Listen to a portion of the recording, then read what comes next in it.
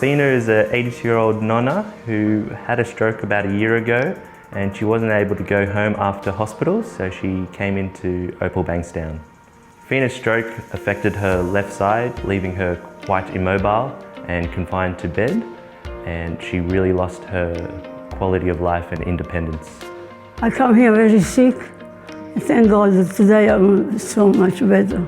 And with the help of the physio team, and my husband, because he watched them and then he make me practice.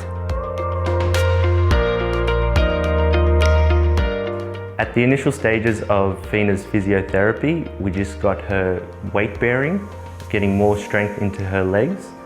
Fina's initial goals was to be able to sit in her wheelchair and go and visit her friends, because she's a very social butterfly and likes to spend time with other people.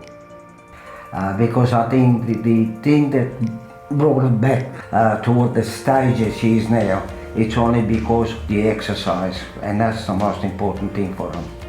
Sometimes I feel a bit unsure, but you never know, one day I will walk again. It's hard, but I like to do it because I know I'm gonna do it to help me out, not on this chair but walking.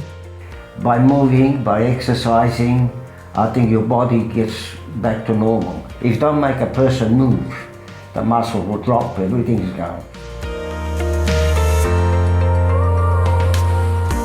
Fina is able to receive physiotherapy every day, and that's really contributed to her success. Working with Fina has been a real journey. We've had our ups and downs, but seeing her progress has been really rewarding.